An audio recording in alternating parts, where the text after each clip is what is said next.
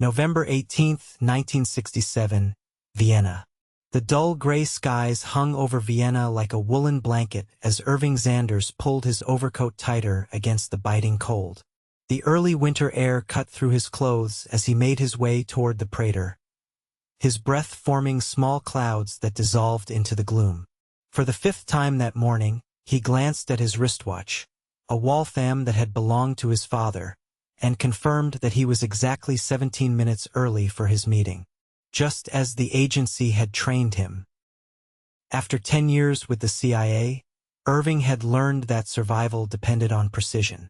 Not being where you were supposed to be when you were supposed to be there got people killed. Today, he had no intention of being late to meet with Zoya, the asset who'd spent the last 2 years feeding him information from inside the Soviet embassy. Irving took his usual circuitous route to detect surveillance, making seemingly random turns and doubling back occasionally while appearing to window shop. The rhythm of counter-surveillance was second nature now. Enter a shop, exit quickly, board a tram, disembark after one stop, check reflections in windows. Only when he was absolutely certain he wasn't being followed did he enter the vast expanse of the Prater Park. The meeting spot was unremarkable, a bench with a view of the famous Ferris wheel, which sat motionless in the winter off-season. The landmark stillness seemed to mirror the Cold War itself. A massive, complex structure frozen in place, neither advancing nor retreating. Irving sat, placed his newspaper on the bench beside him, and waited. Zoya had requested this emergency meeting through their emergency protocol. 3 short rings to his apartment followed by a hang-up, repeated twice. It was the first time she'd used it. 7 minutes later, he spotted her approaching from the east entrance. Even from a distance, Irving could tell something was wrong. Zoya's usual confident stride was replaced by hurried, nervous steps. Her blonde hair, typically styled impeccably, was partially hidden under a kerchief, and her movements lacked their usual grace. She didn't sit beside him as protocol dictated. Instead, she walked past, dropping an envelope that slid under the bench. "They know," she whispered without looking at him. "Don't follow me." Irving remained seated, fighting every instinct to turn and watch her go. His heart hammered against his ribs as he casually reached down to tie his shoelace, palming the envelope and sliding it into his coat pocket. 20 minutes later, in the secure room of the American embassy, Irving carefully opened the envelope. Inside was a single sheet of paper with a series of numbers and what appeared to be part of a technical diagram. At the bottom, hastily written, "Project Sunburst. Americans have infiltrated. Soviets in pursuit. Warn Ivanovich." Irving stared at the paper. Project Sunburst was a compartmentalized operation he'd heard mentioned only in whispers. Some kind of weapons technology that the agency considered vital to national security. But who was Ivanovich? Station Chief Dennis Walton reviewed the intelligence with a grave expression. His weathered face, lined from decades of fieldwork, seemed to age further as he read. "This is worse than we thought," Walton said, setting the paper down. "Sunburst is a quantum leap in SIGINT technology. If the Soviets have compromised it—" "Sir, who is Ivanovich?" Irving asked. Walton's expression darkened. "That's not his real name. He's our man inside Sunburst. Deep cover. Been there almost 3 years." He tapped the paper. "If Zoya's information is accurate, he's in immediate danger. Do we extract him? Not that simple. He's the lead engineer on a piece of technology that could shift the entire balance of power in this Cold War." Walton looked up. "How much do you know about electromagnetic pulse weapons?" "EMP? Theoretical at best. The nuclear tests have shown effects on electronic equipment, but—" "Not theoretical anymore," Walton interrupted, "and not nuclear-based. Ivanovich has been working on a portable directional EMP device. something that could disable Soviet communications, radar, even their ICBMs during launch sequence, without the radiation or blast effects of a nuclear weapon. Irving felt a chill that had nothing to do with the Vienna winter. And the Soviets know about it? According to your asset, yes. We need to verify and, if confirmed, extract Ivanovich and whatever prototype exists. Walton stood. Pack your bags. You're going to Boston. Tonight. 3 days later, Irving was sitting in a nondescript office in Cambridge, Massachusetts, posing as a Department of Energy inspector. The MIT laboratory where Ivanovich, or rather Dr. Isaac Sue, worked was a hive of activity, scientists and engineers moving between workstations filled with oscilloscopes, circuit boards, and equipment Irving couldn't begin to identify. Dr. Sue was easy to spot, tall, with salt and pepper hair and wire-rimmed glasses that gave him an owlish appearance. What wasn't immediately apparent was that the brilliant physicist had been born Ivan Petrov in Leningrad, recruited by the CIA during a conference in Geneva in 1964, and painstakingly provided with a new identity as a Chinese-American scientist who'd been quietly working at various defense contractors before joining MIT Special Projects Division. "Dr. Sue," Irving said, approaching with hand extended. "Ian Xavier, Department of Energy. I'm here for the quarterly review." Sue's handshake was firm, his eyes immediately assessing Irving. "Of course, though I wasn't expecting you until next week." "Schedule change," Irving replied, using the code phrase that identified him as an agency contact. "Washington is eager to see progress on the power stabilization issue." Recognition flickered in Sue's eyes. "Let me show you my lab." Once inside the private research space and after Sue had activated a small electronic device that created white noise to defeat listening devices, the scientist's demeanor changed entirely. "They found me," he said without preamble. 2 days ago, someone broke into my apartment. Nothing taken, but things were moved. Professional job." "KGB?" Irving asked. "Who else? The question is how they identified me." Sue ran a hand through his hair. "It doesn't matter now. What matters is the prototype. It works, Xanders. It actually works." "The EMP device?" "More than that. We've miniaturized it. The power requirements are still substantial, but we've created a directional electromagnetic pulse weapon that can be transported in a suitcase. It can disable electronics within a half-mile radius in a specific direction without affecting friendly equipment behind it." Irving struggled to maintain his professional composure. "And you have this prototype here?" "No. Too risky. I've hidden the critical components separately. The plans, however." Sue tapped his temple. "Those they'll have to extract from here. We need to get you out immediately. Not without the prototype. If the Soviets get their hands on even part of it, they could reverse engineer the technology. This isn't just another weapon. It's a paradigm shift. Imagine disabling their nuclear launch capabilities without firing a shot. Neutralizing their radar during a critical moment. Shutting down power to their military installations. Where are the components? 3 locations.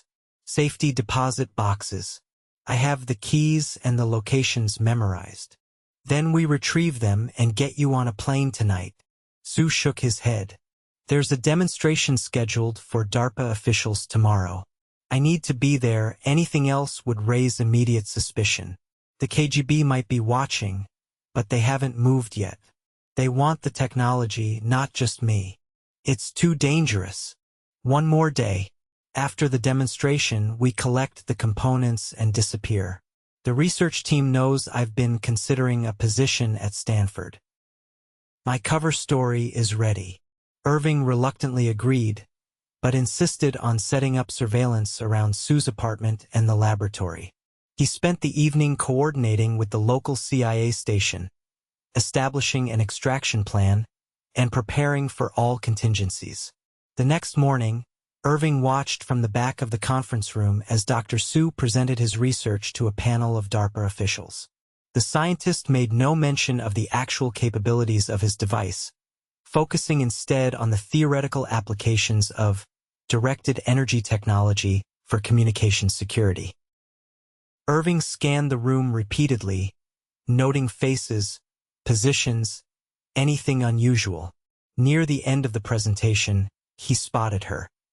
A woman in her late 30s with auburn hair pulled back into a severe bun.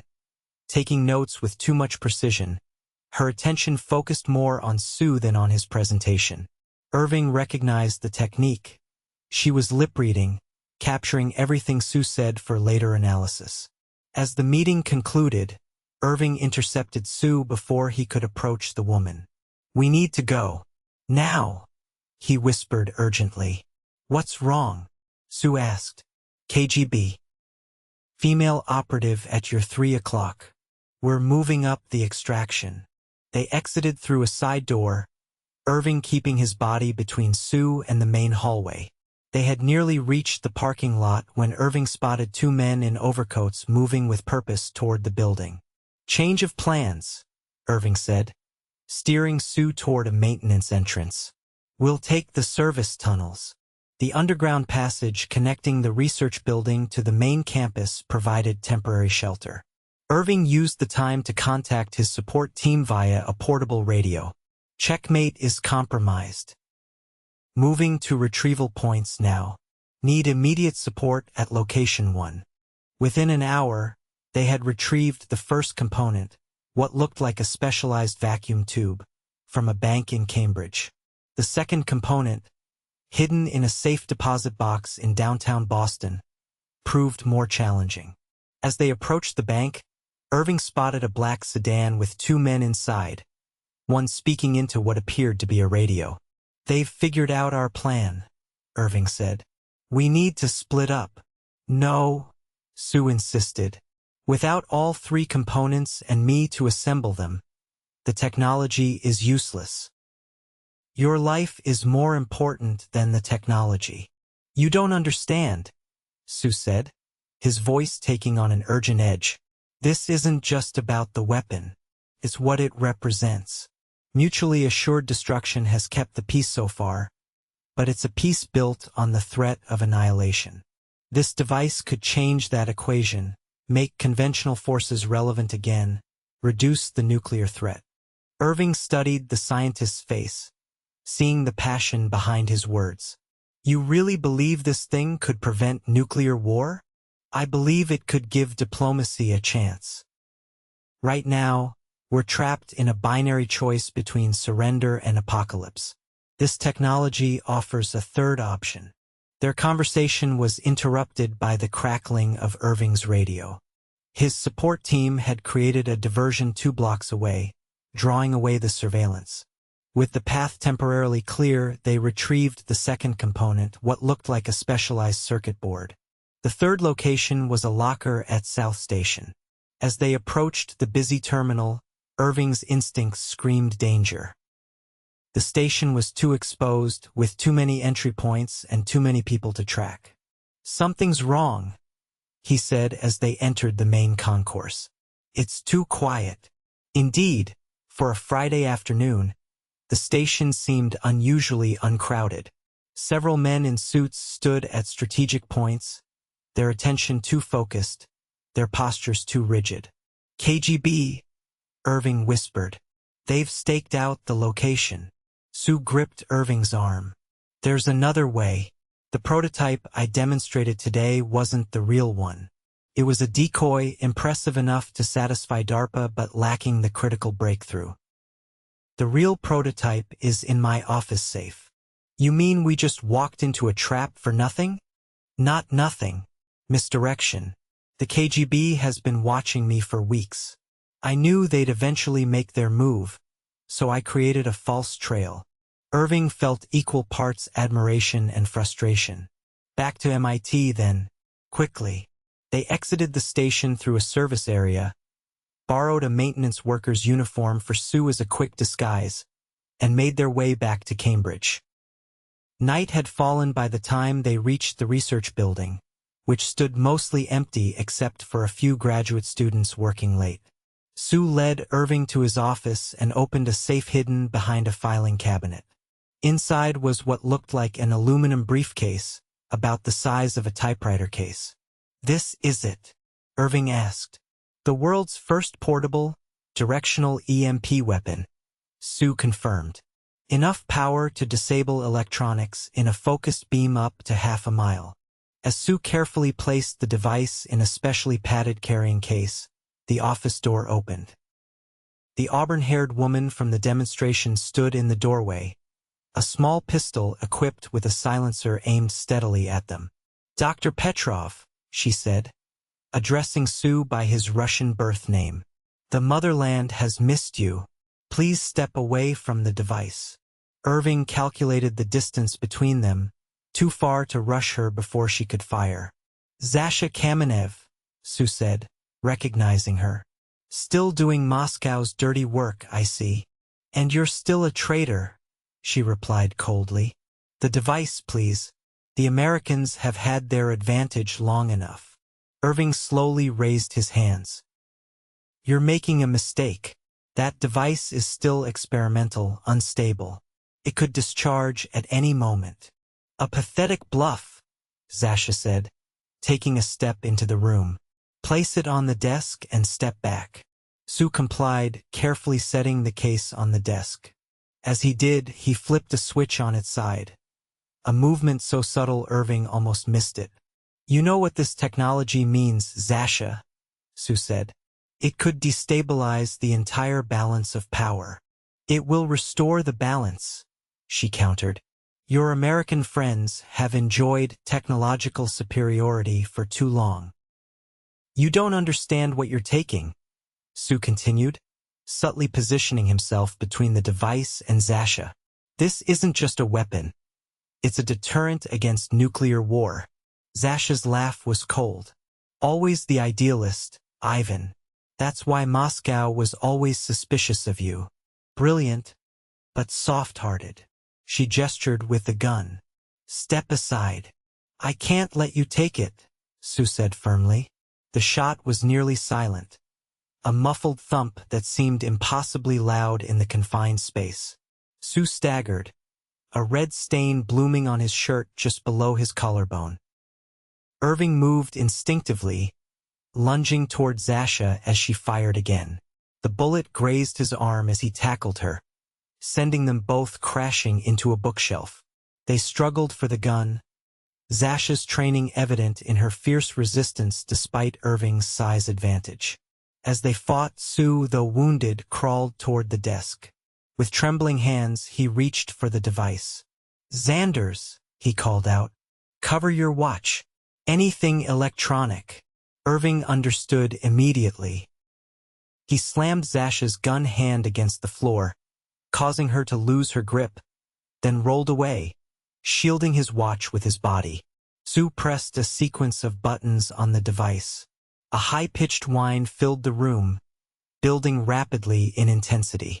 Zasha, recovering from the struggle, reached for her fallen weapon just as Sue activated the device. There was no explosion, no flash of light, just a sudden silence as the whine cut off. The overhead lights flickered and died. Zasha's radio emitted a puff of smoke. The electronic lock on the door clicked off.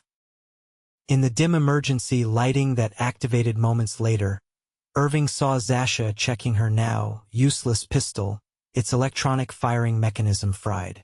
"It works as advertised," Sue said weakly, pressing a hand to his bleeding shoulder.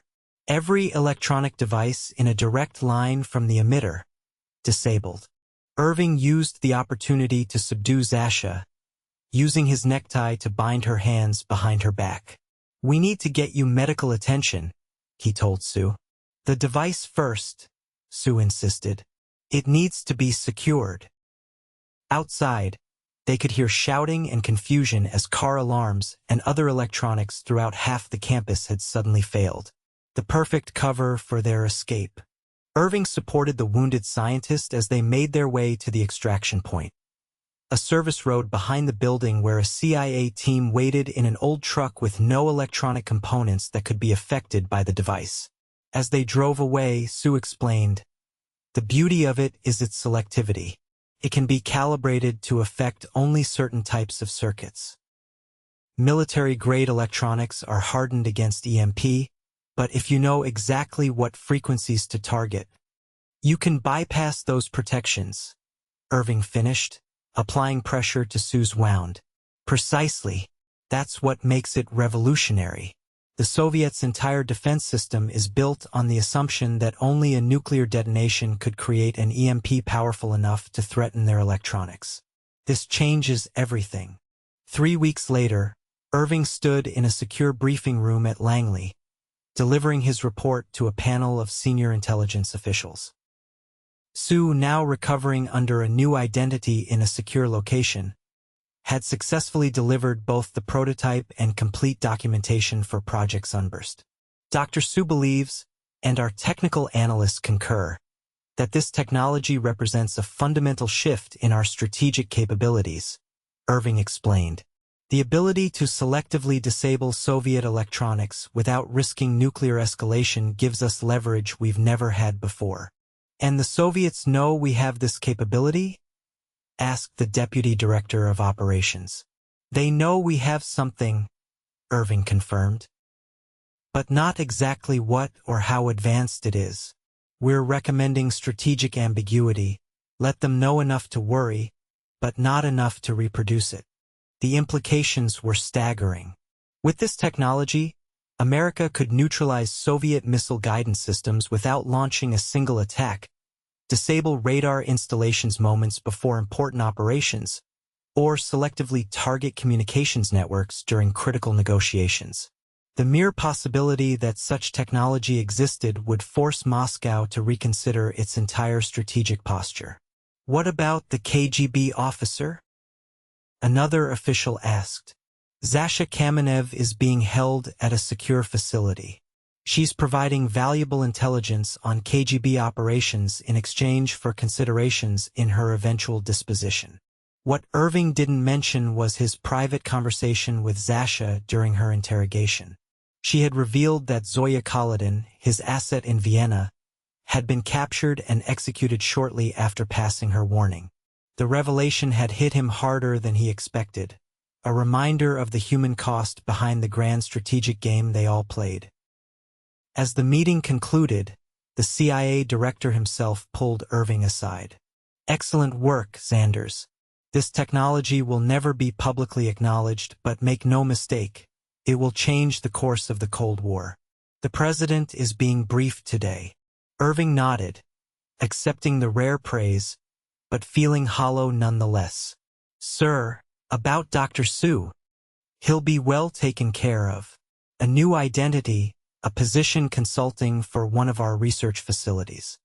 He'll be able to continue his work under our protection. And the technology itself?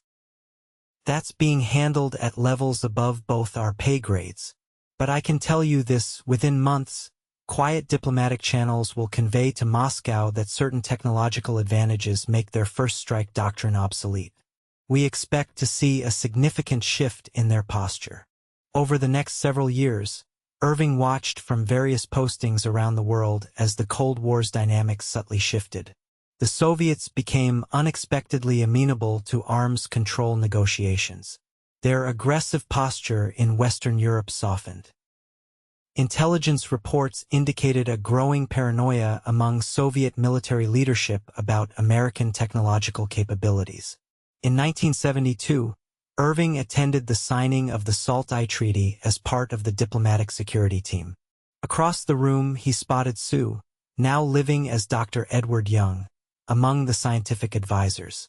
They exchanged the briefest of nods, two men who alone knew the secret technological breakthrough that had helped bring the superpowers to the negotiating table. The directional EMP weapon was never used in actual conflict. It didn't need to be. Its mere existence, suspected but never confirmed by the Soviets, had accomplished what thousands of nuclear warheads could not. It had made the unthinkable slightly less likely. In the shadow game of the Cold War, That small shift in probability might have been the difference between survival and annihilation. Years later, after the fall of the Berlin Wall, Irving visited a small cafe in Vienna, not far from the bench where Zoya had passed him that fateful envelope.